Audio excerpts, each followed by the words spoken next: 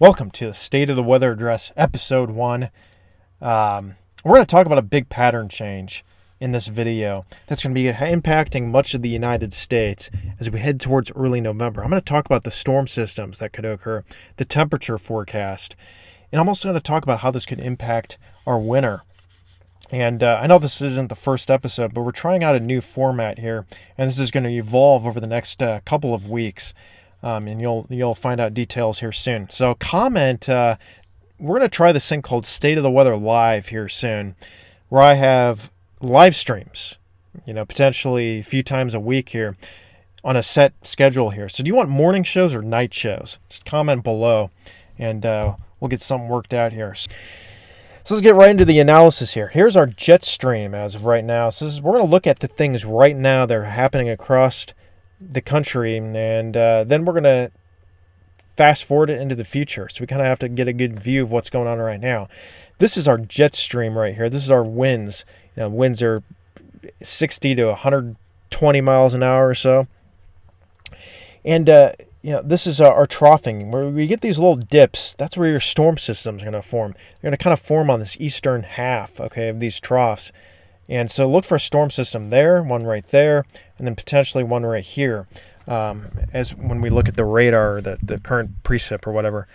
So you got a nice polar jet stream diving into the central and eastern United States, and this is really contributing to the fall-like weather we're having. Crap. Gonna have to get this done quick. I'm using my old computer today. The new one is just causing... It's just absolutely ridiculous. Having problems with it. So using the backup today. So here's our split jet stream. We got a little subtropical jet here. These things are merging right on the eastern coast, and that's causing some chaos. That's causing a nice nor'easter on the east coast. So here's our height anomalies right now. We got some warm temperatures. Nice warm height anomaly there in the western U.S. and colder than average in the eastern United States. And this is the pattern we're going to want to watch for the winter. This is going to be very common across this winter, where you get ridging in the west and troughing in the east, and you get active storm tracks. And this is not always going to look like this, but this is one look, kind of one feature. And you can kind of think of this as the surface here, and this is where we're measuring the 500 millibar. When the heights are higher, like they are here, you can kind of think of it as it expanding. The atmosphere is expanding, and that's pushing it upwards. And if it's lower, it's contracting. So that's kind of how that works. Now, let's get right into the vorticity energy. This is kind of the spin in the atmosphere.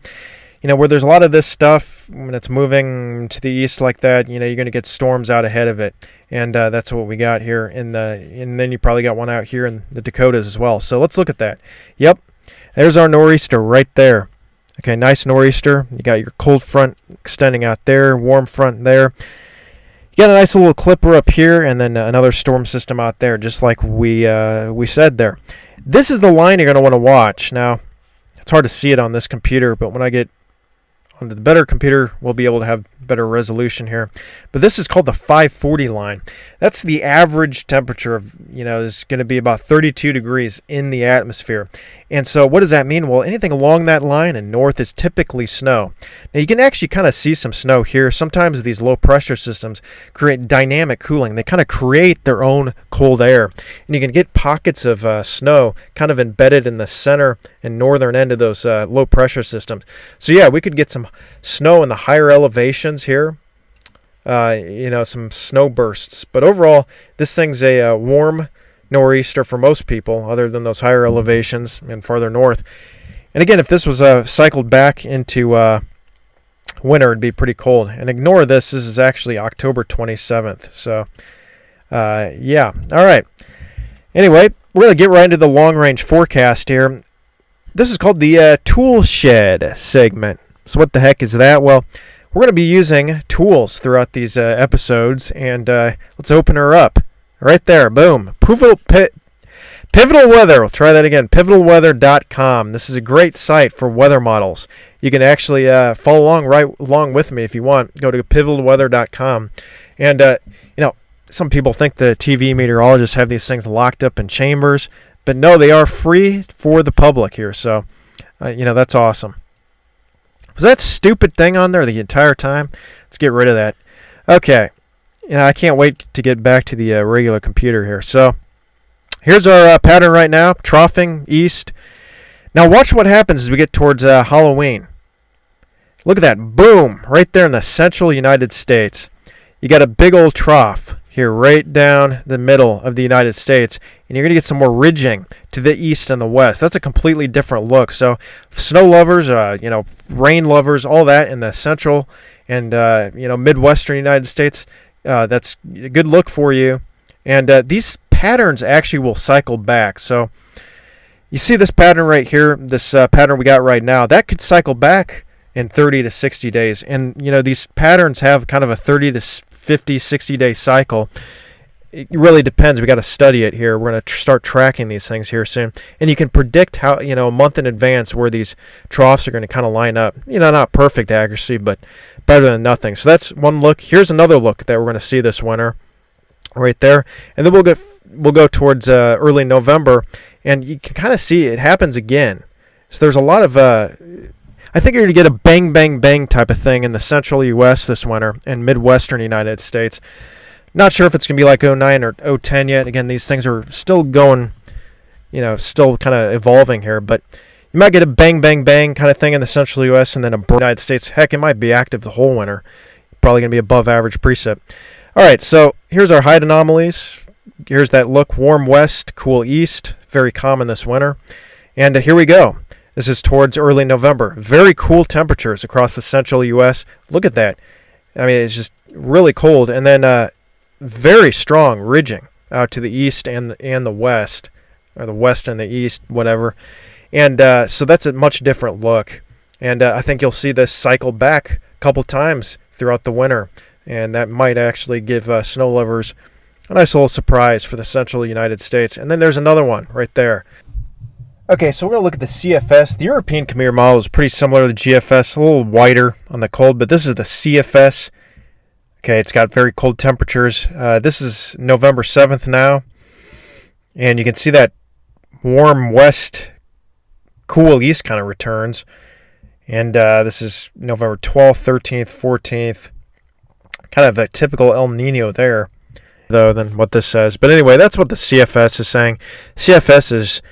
I don't know. It's kind of controversial in my opinion, but whatever. We just looked at it for fun. So what am I thinking here? Well, I'm just going to show you my forecast. Here's your temperatures. This is what I'm thinking for temperatures from the 27th to about the 9th of November here. And you're going to get below average temperatures in this blue area here. And in terms of degrees, let's say that this line is maybe 1 to 2 degrees below. This is about 2, maybe 3 degrees below average. And then this is about 3 to 4, 3 to 5 degrees below average, on average for that entire period right there. And, each contour, each color is about 1 or 2 degrees. So above average for the east or the west half of the United States, west quarter of the United States. And then this is the area that's going to be kind of uncertain, but I think slightly warmer than average temperatures here along the eastern seaboard. Maybe, if you get closer to the sea, it's going to be much above average, especially out here. It's going to be very close out there. How far does that troughing go to the east?